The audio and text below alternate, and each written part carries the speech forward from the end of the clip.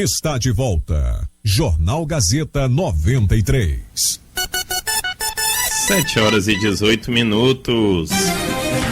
Estamos de volta para o segundo bloco do Jornal Gazeta 93. Muito obrigado a todos que estão aí no trânsito, pela sua audiência. Quem está em casa ou no trabalho, continuem sintonizados para mais informação aqui nas ondas da 93,3 FM.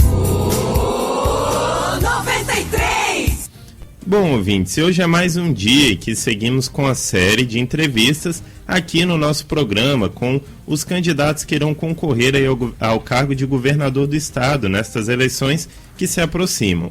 O nosso convidado desta sexta-feira é o candidato pelo PSOL, Nilson Euclides. Ele que possui formação em Ciências Sociais e é professor. Certamente vamos ter aqui mais um debate, um ótimo debate de alto nível. Vamos falar então sobre o cenário político, eleições 2022.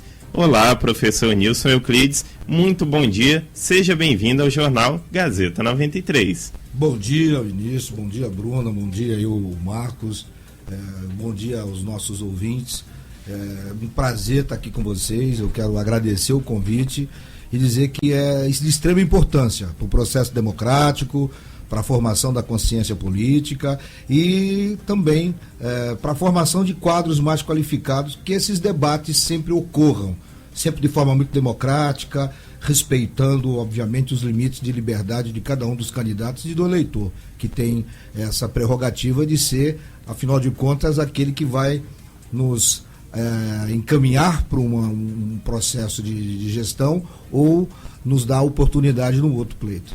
Ótimo, seja bem-vindo também aqui, é uma honra tê-lo nos nossos estúdios, aqui na Rádio Gazeta, professor Euclides. Vamos começar a nossa entrevista pedindo para o senhor explicar aos nossos ouvintes quem é Nilson Euclides, quem é o senhor e como é que o senhor vem para disputar e engrandecer esse processo eleitoral que é a disputa ao governo do Estado.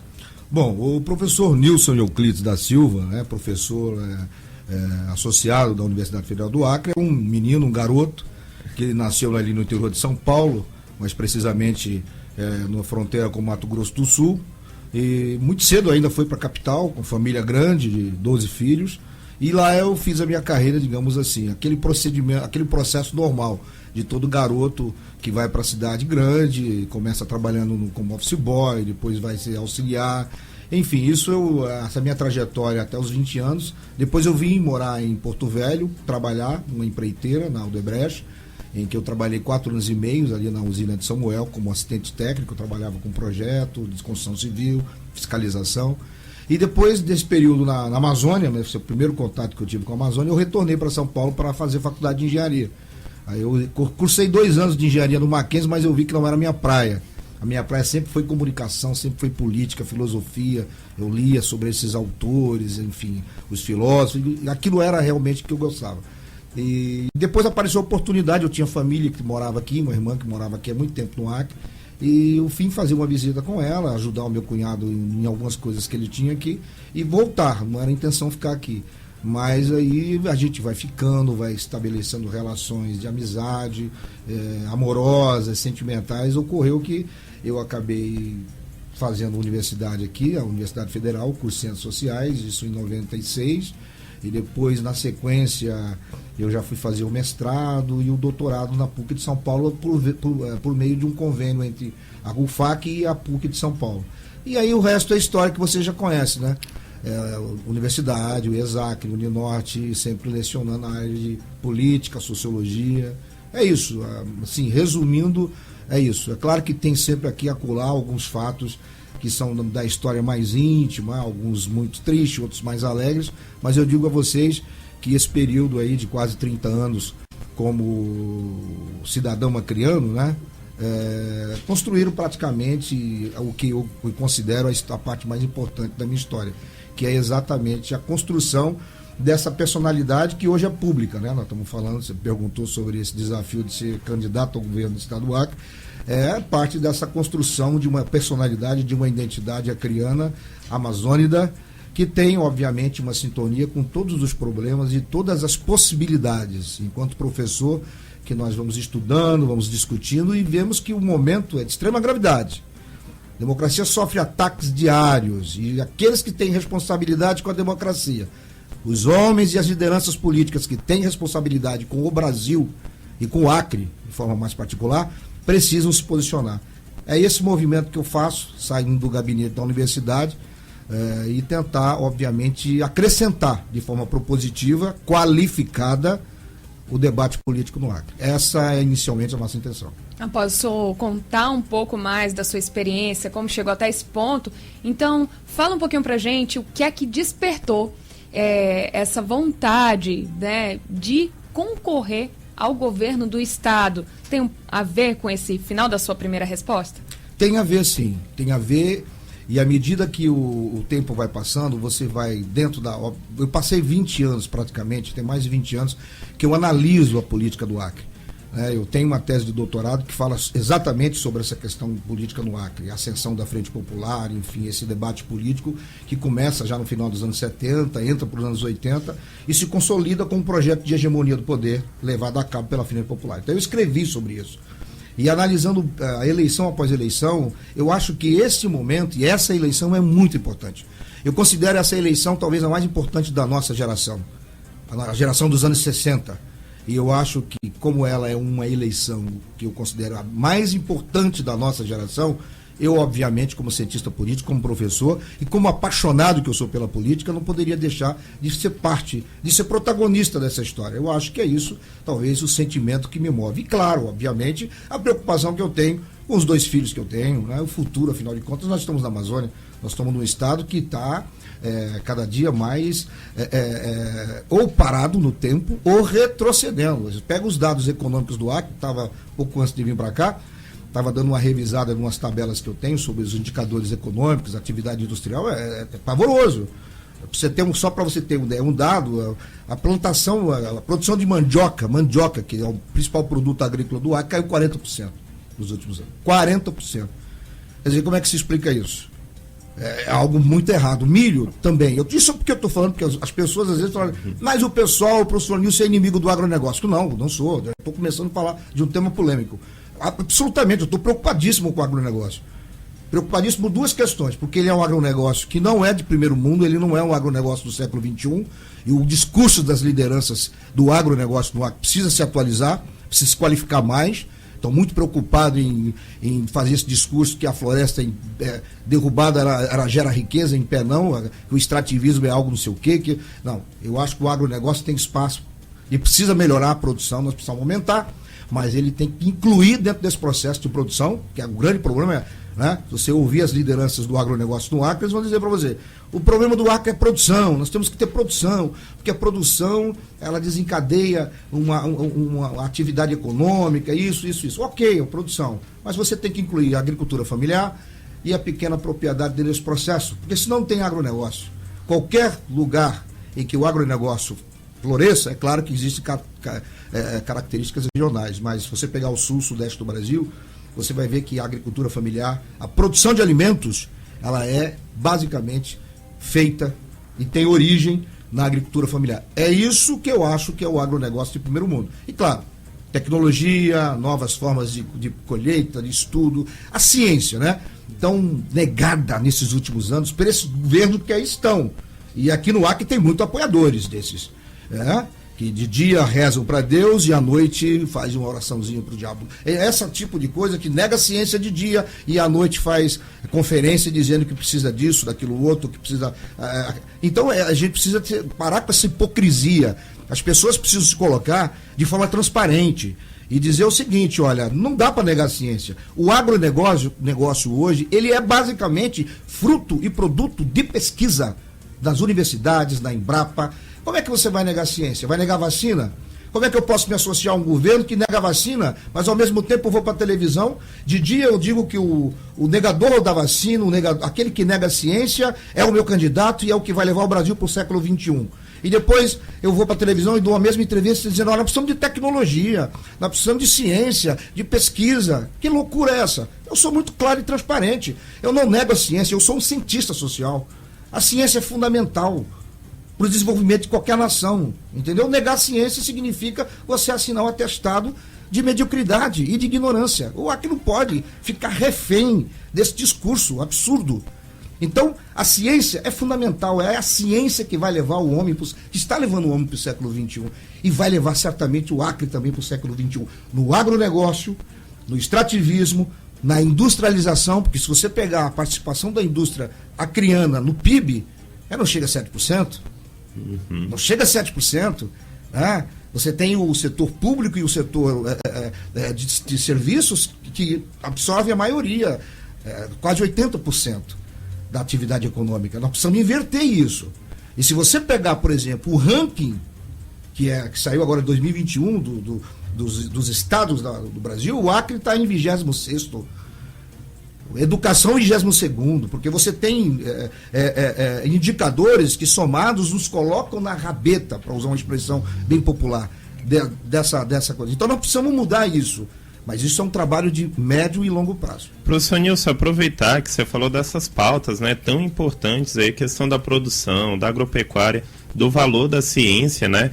Vamos falar então um pouco sobre o seu plano de governo, inclusive já foi registrado no Tribunal Superior Eleitoral, vem sendo apontado aí por veículos de comunicação como um plano focado em uma forma mais colaborativa, né, de se fazer o governo. Explica então para o nosso ouvinte o que é essa ideia de governo pautado na participação popular. Olha, eu acho que a gente precisa retomar esse debate de forma muito séria.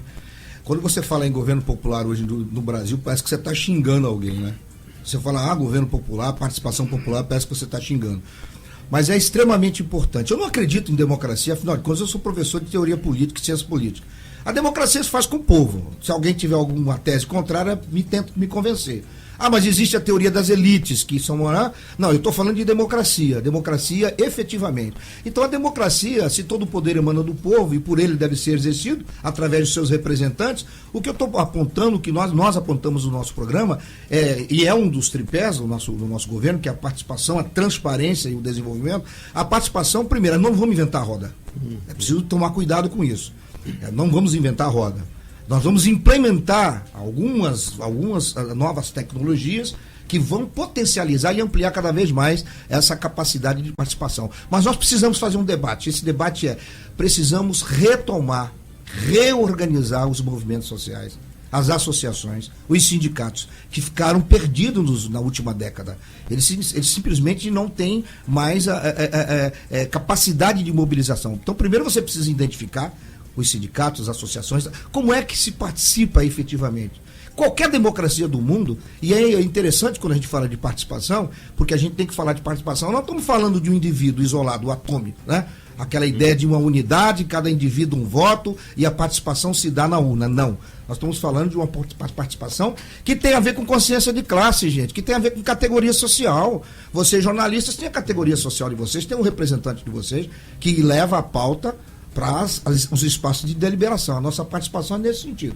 Primeiro você tem, obviamente, uma matéria-prima bruta dentro da sociedade, que se distribui nos diversos sindicatos e associações que estão relegados a um quarto, quinto plano, do ponto de vista da ação política, né? Hoje os partidos, nem os partidos, mas as lideranças que controlam o orçamento da União, e aqui nós temos representantes que são senhores do orçamento, representantes direto desse absurdo que é o orçamento secreto, e são esses senhores que de certa forma, mandam no orçamento. Então, trazer a participação primeiro, identificar, reorganizar essas categorias, essas associações, esses grupos que representam determinados grupos da sociedade, tá certo?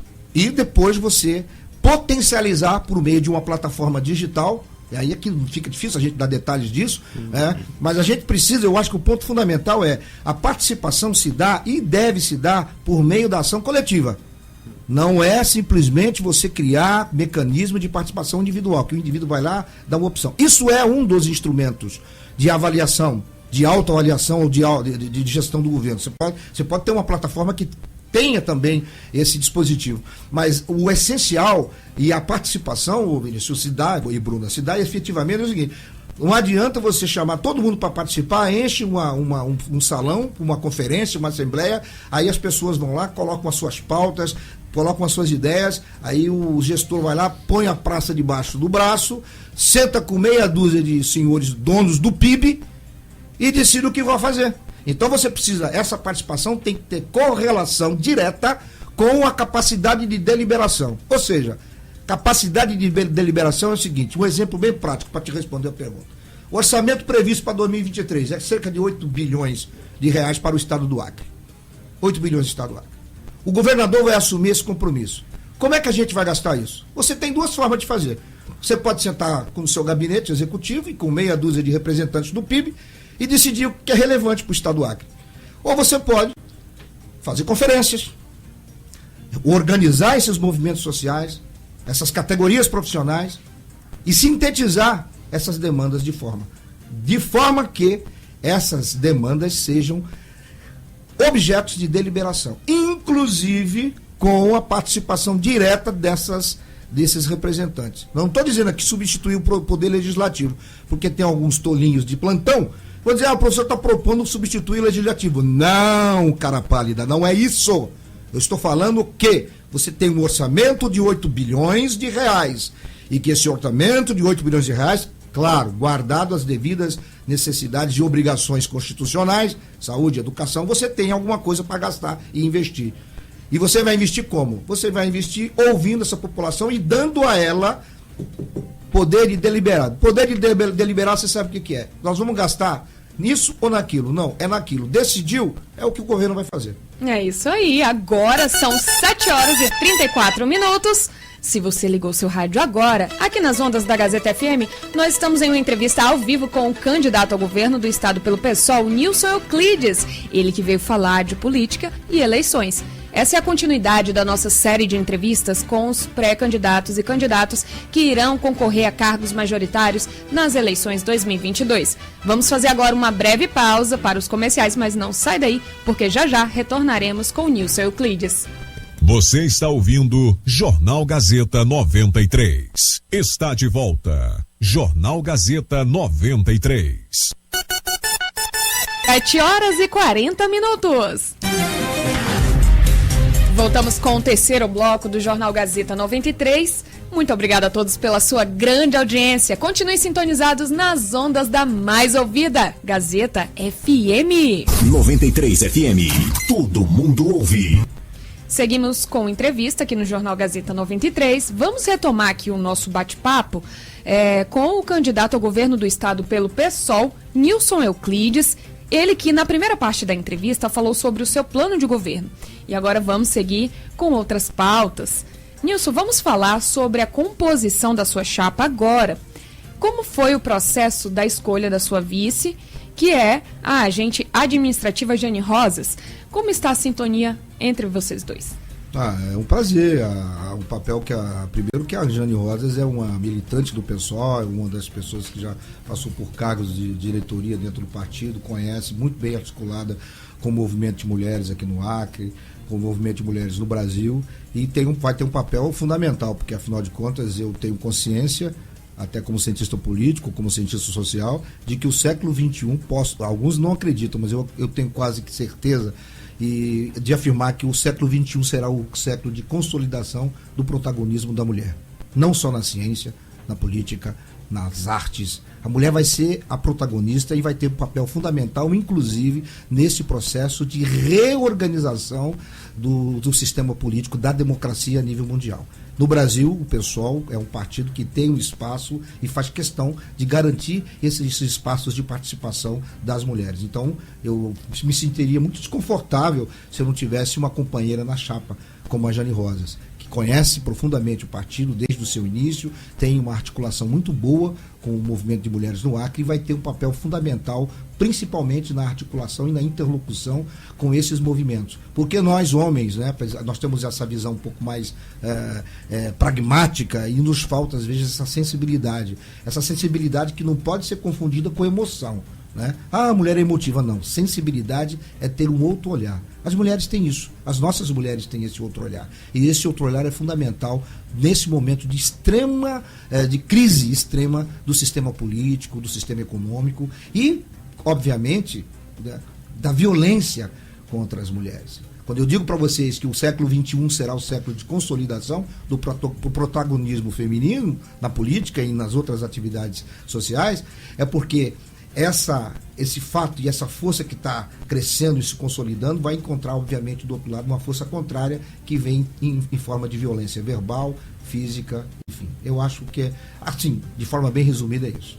Nilson, você tem uma carreira muito consolidada como professor aqui, vive na sala de aula, então eu queria te perguntar sobre a atenção que você vai dar aí nas suas propostas, né, no seu plano de governo para essa área tão importante para o nosso estado, que é a educação.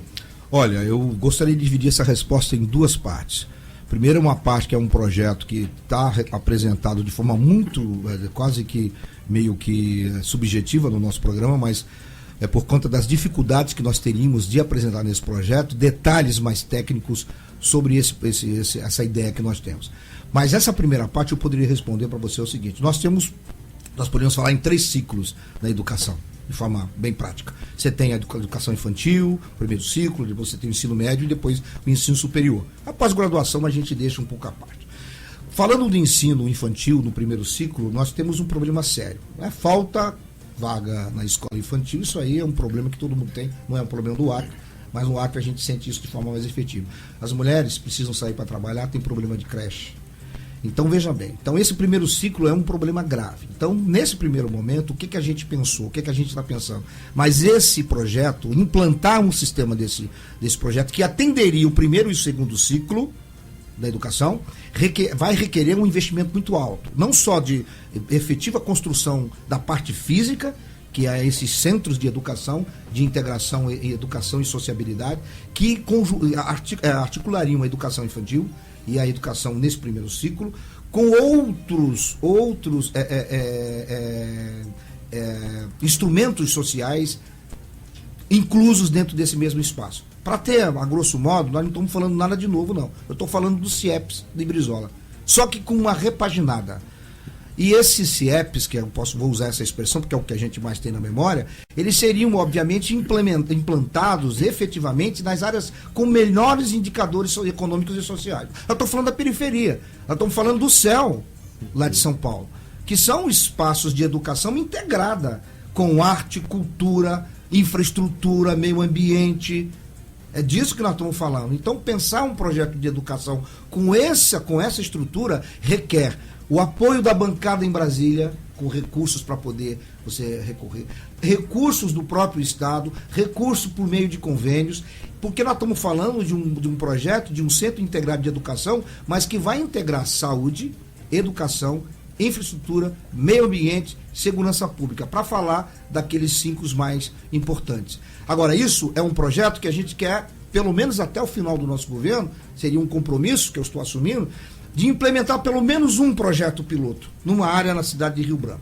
E fazer com que esse projeto piloto mostre para a sociedade acriana, mostre para a classe política do Acre, que não é necessariamente o professor Nilson que precisa levar a cabo outros centros desses, mas deixar o exemplo, deixar o modelo. Esse seria talvez o primeiro momento. Agora, no ensino médio, a nossa juventude nós estamos perdendo a juventude acriana para o crime organizado.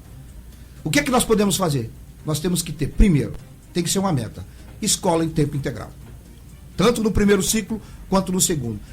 Escola em tempo integral significa o seguinte: como manter esse aluno pobre, periférico, dentro da sala de aula, envolvendo ele em ações e projetos de política pública que possam manter, por meio de transferência, de projetos de transferência de renda, que vai ajudar esse aluno a se manter na escola e manter também a sua família, nós estamos falando de jovens, dentro desse espaço escolar, com atividades envolvidas no seu cotidiano, na sua comunidade. Agora, detalhar isso, aí requer mais tempo. Muito obrigada. Importante esse projeto, bem interessante, professor Euclides. Infelizmente, o nosso tempo chegou ao fim e a gente gostaria de agradecer demais a sua participação aqui no Jornal Gazeta 93. O senhor gostaria de dar uma palavrinha para se despedir dos nossos ouvintes? Eu primeiro queria dizer que é um prazer imenso, Tiago Martinello, você aqui, é um prazer. Eu fui professor aqui do Tiago, enfim, de você. Professor dos bons. Olha, já tá vendo? Pelo menos professor dos bons eu já sou. Agora, não sei se eu vou ser um bom governador. Tenho certeza que com essa juventude, nós temos que apostar nisso, gente. Qual é a mensagem que eu vou deixar? Se é que eu posso deixar alguma mensagem? Que nós precisamos renovar no sentido efetivo da palavra. Cabeças novas, mentes novas, ideias novas, outra forma de pensar e de fazer a política no Acre. Chega dessa coisa de ficar administrando pelo retrovisor, seja do lado direito ou seja do lado esquerdo. Vamos olhar para frente, gente. Muito obrigada, professor Nilson Euclides. Muito agradeço. obrigada. Agora são 7h48. E você aí do outro lado do rádio acabou de ouvir uma entrevista ao vivo com o candidato ao governo do estado pelo PSOL, Nilson Euclides. Para se manter sempre muito bem informado, sintonize nas ondas da Gazeta FM. Você está ouvindo Jornal Gazeta 93.